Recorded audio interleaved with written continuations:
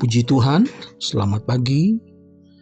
Selamat jumpa lagi di dalam program doa pagi GPDI Budi Mulia.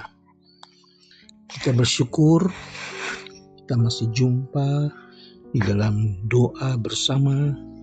Kita bacakan firman Tuhan, mengucap syukur buat kemurahan Tuhan.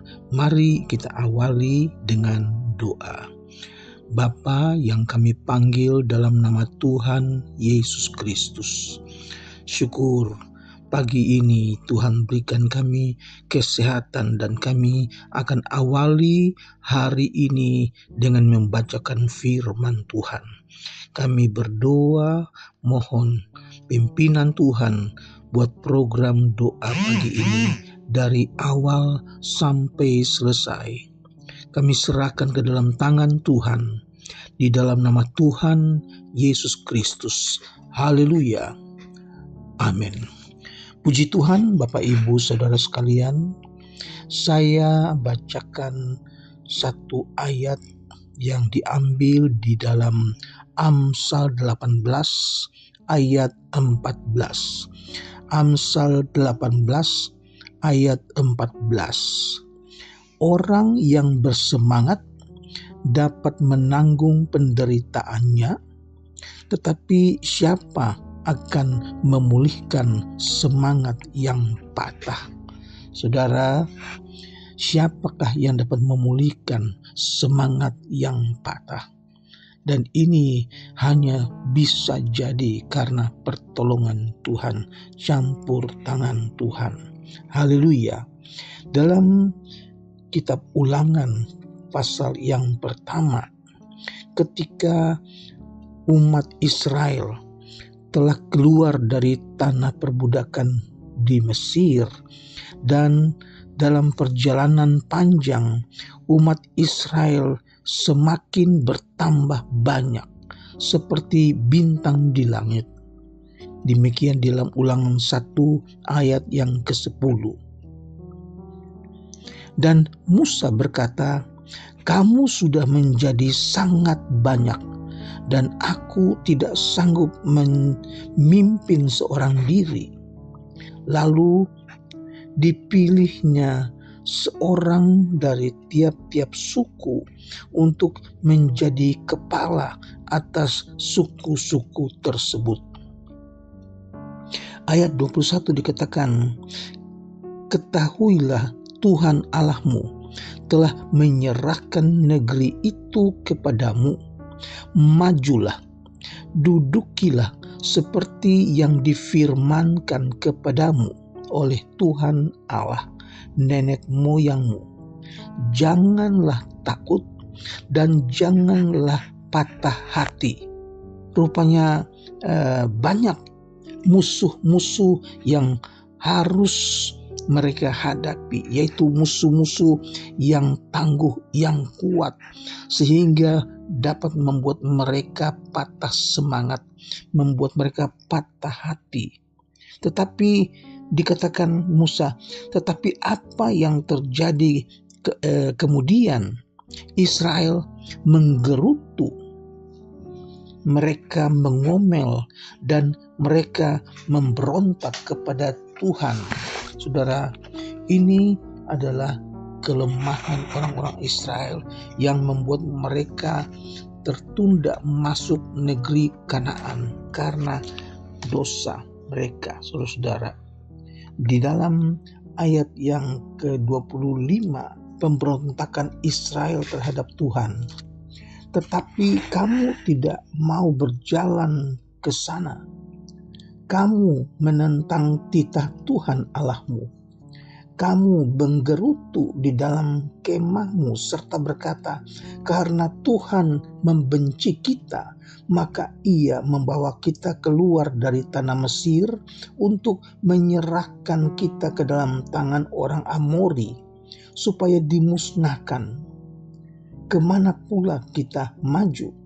Saudara-saudara kita telah membuat hati kita tawar dengan mengatakan orang-orang itu lebih besar dan lebih tinggi daripada kita. Kota-kota di sana besar dan kubu-kubunya sampai ke langit. Lagi pula, kami melihat orang-orang enak di sana. Ketika itu aku berkata kepadamu, janganlah gemetar, janganlah takut kepada mereka.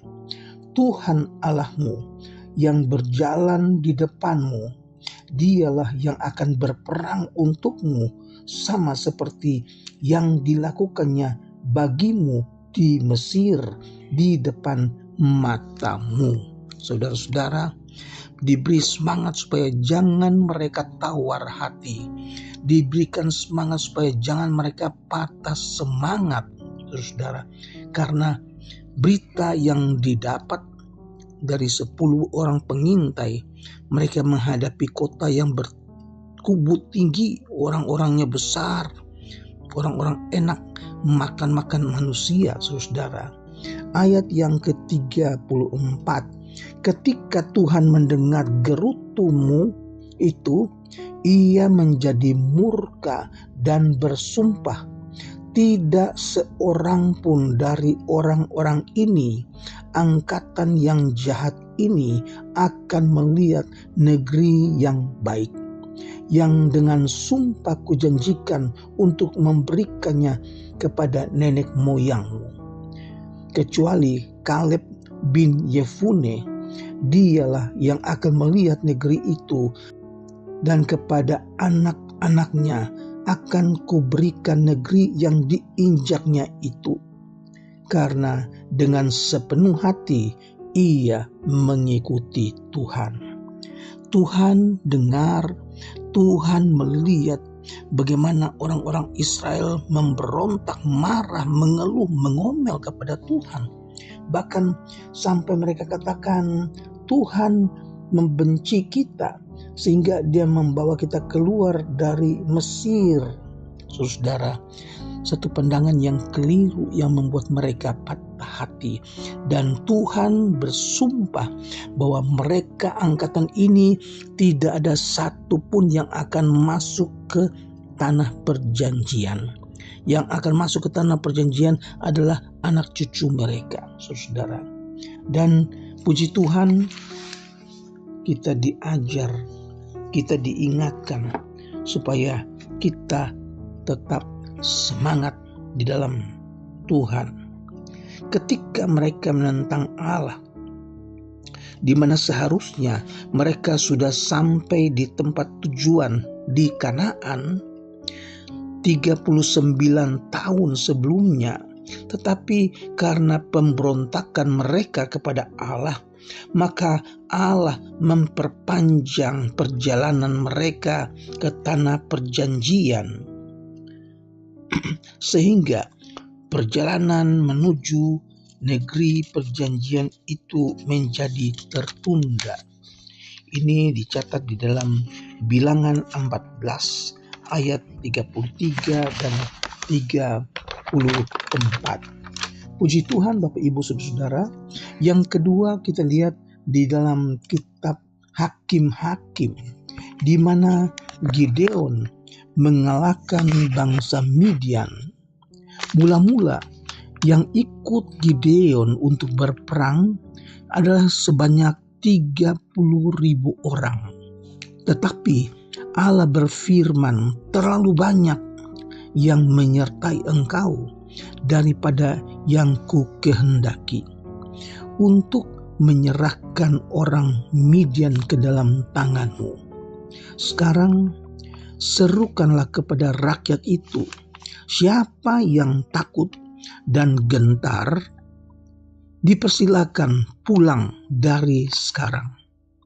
Saudara, ketika rakyat mendengar perkataan Gideon, barang siapa yang tawar hati, barang siapa yang gentar, barang siapa yang takut, jangan maju, langsung pulang sekarang ini. Dan ternyata dari 30.000 orang yang mengikuti Gideon, 20.000 orang meninggalkan tempat mereka dan pulang ke rumah mereka. Lebih banyak yang tawar hati, lebih banyak yang patah semangat. Oleh sebab itu, pelajaran bagi kita, tetaplah bersandar kepada Tuhan, minta kekuatan dari Tuhan supaya kita tidak tawar hati menghadapi tantangan-tantangan hidup, saudara. Dan yang ketiga, di dalam perjanjian baru, Rasul Paulus mengatakan di dalam surat Ibrani pasal 12 ayat 3 dan 4. Ingatlah selalu akan Dia yang tekun menanggung bantahan yang sehebat itu terhadap dirinya sendiri dari pihak-pihak orang-orang berdosa, supaya jangan kamu menjadi lemah dan putus asa. Ayat 4. Dalam pergumulan kamu melawan dosa, kamu belum sampai mencucurkan darah. Ini perkataan dari Rasul Paulus karena dia sudah merasakan bagaimana dia bergumul melawan dosa dengan cucuran darah, dengan penderitaan yang luar biasa. Masalah yang dihadapi silih berganti. Nah, di dalam 2 Timotius pasal 4 ayat yang ke-7, sebelum Rasul Paulus saat-saat terakhir, dia katakan, aku telah mengakhiri pertandingan yang baik. Aku telah mencapai garis akhir dan aku telah memelihara iman. Sekarang telah tersedia bagiku mahkota kebenaran yang akan dikaruniakan kepadaku oleh Tuhan, Hakim yang adil pada harinya. Tetapi bukan hanya kepadaku, melainkan juga kepada semua orang yang merindukan kedatangannya. Puji Tuhan, Rasul Paulus menjadi contoh bahwa dia semangat sampai akhir. Dia tidak tawar hati, dia tidak gentar walaupun cucuran darah dia harus hadapi. Puji Tuhan, mari kita belajar dari Paulus, kita belajar dari Yesus, maju, setia, semangat sampai akhir. Tuhan memberkati. Mari kita berdoa. Bapa di surga, kami mengucap syukur buat firman yang memberkati kami. Ajar kami supaya kami tetap kuat di dalam Engkau menghadapi tantangan, pergumulan, pencobaan hidup yang berat ini. Biar kami tidak gentar, kami tidak tawar hati, tetapi semangat itu berkobar-kobar di dalam kami. Roh Kudus kuatkan kami. Roh Kudus tetap menyala di dalam kami supaya kami setia sampai akhir. Terpujilah namamu Tuhan Yesus. Hamba-Mu berdoa buat jemaat yang sakit, baik dirawat di rumah sakit, baik yang dirawat di rumah dalam keadaan lemah. Tuhan, hamba tidak menyebutkan nama-nama mereka, tapi Tuhan yang tahu. Di dalam nama Yesus, mari Tuhan sembuhkan mereka, jamah mereka, biar pemulihan terjadi, kesembuhan terjadi. Terima kasih Tuhan. Hamba-Mu berdoa juga buat rumah tangga, keluarga.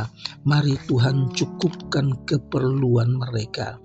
Khususnya di hari-hari akhir ini, kesusahan semakin bertambah, kesulitan keuangan, ekonomi semakin sukar.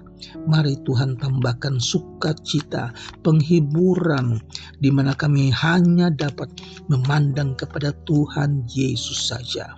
Terima kasih. Hamba-Mu berdoa juga untuk negara dan bangsa kami Indonesia. Tuhan berkati Bapak Presiden, Bapak Wakil Presiden, pemerintah dari pusat sampai ke daerah. Jadikan Indonesia negara yang diberkati Tuhan. Pekerjaan Tuhan semakin bertambah walaupun masalah silih berganti, penderitaan silih berganti, dan kami percaya Tuhan dengar doa kami. Kami sudah alaskan di dalam nama Tuhan Yesus Kristus. Haleluya. Amin. Tuhan memberkati.